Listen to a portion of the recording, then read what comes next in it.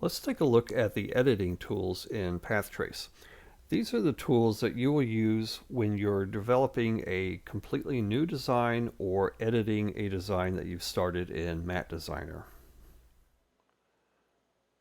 The editing tools are here in the Trace and Draw tab, and to access them, just click on the little Edit radio button right there.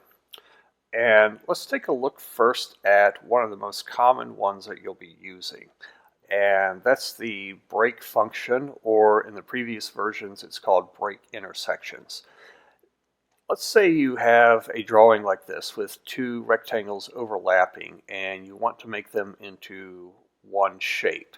So you'll need to erase this part of the line here and this and that part right there.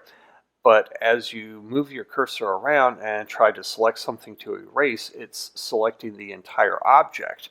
And if you were to erase that, it takes away the entire thing, which is not what you want to do. So first we need to break this up into the small pieces that are formed by these intersecting lines. So first we need to choose the two or more objects that you want to work with. And there are a few different ways you can do it. First, you can hold down the Control key while clicking them.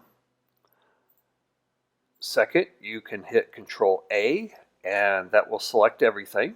You probably don't want to do that if you're only trying to select a couple of objects and you have a number of other things on your screen that you're working with that you don't want to break those intersections. A third way to do that is to just draw a box around the two, and that will select those. So once you have them selected, you'll see that the button is now active. It's no longer grayed out. And to use it, simply click the break. And now you can go around and choose the pieces that you want to get rid of and hit delete. And there you go. And I should also mention that in the previous version of the software, it's done a little bit differently. What you would do is go over here and click the break intersection button, and that turns your cursor into a tool basically. And you would click on the first line that you want to break, and then click on the second one, and it'll break the intersection of the two lines that you've clicked. And if you have a lot of things going on, a lot of different lines, it can help if you literally say out loud as you're doing it, okay, I want to break the intersection of that line with that line. I want to break the intersection of this line with that line. And when you've done that, as you move your cursor around, all of those pieces will turn colors individually, no longer as a group, just like this that you're kind of seeing. Another tool you'll be using a lot is the explode or explode circuit. And what that will do is break a shape into its individual lines. And you see here that when I click on this, the entire star is selected, and I can't work with just one portion of this. So what I'll do is just select the object and then click explode. And now that I've done that, you'll see that only portions of this design are selected when I move my cursor over there, and I can delete just one small piece of that. Okay, there you go. And another way to do that, let me get that back together, is to go up to Edit, and I can explode all. And when you select explode all, it will do that to all of the objects that you've drawn out.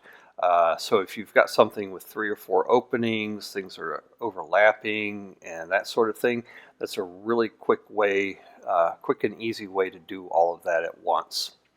And in the previous version of the software, you would click on the explode button there, and then your click on the object that you want to explode, and it will do that. Okay, the next thing that we want to look at is a newer feature, and it's the merge selection. And to use that, we'll just select the two objects that we want to work with, and then click on merge. And you see there, it turns it into one opening.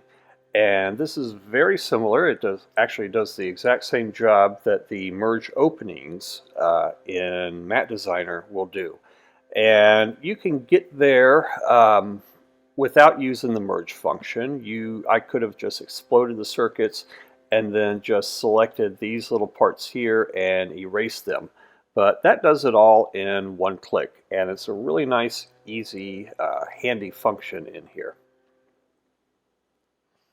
Okay, now let's look at this join function here. Let's select these two lines, and now when we click on join, watch what happens at this point right here. There you go, it joins them together. And this is helpful because when you're doing a design, you can right-click when you're drawing lines, and it will snap to that endpoint. So it should be, in theory, easy to end up with a design without any gaps. But on some designs, when you're erasing things, you might end up with a tiny little gap here and there. And using that join function can be very helpful to close up those little gaps. Just keep in mind it's not 100% foolproof.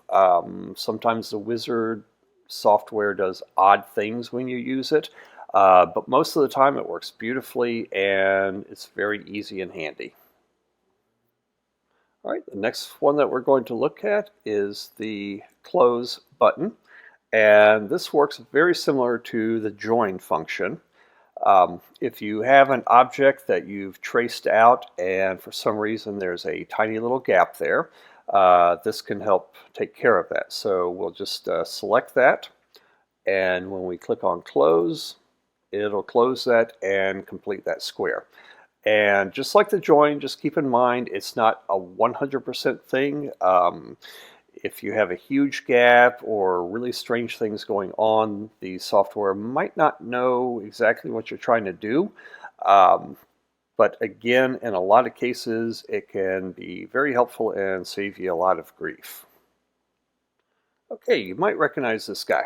And I'm going to use this as a demonstration for the last editing tool that we have, the mirror function. This is great when you have a design that you're tracing out that is symmetrical. It will save you half the work because it will let you just draw out half of this. And I'm going to go ahead and select all these lines here. And I've just drawn out part of this. And I've selected all of that, and I'm going to click on mirror.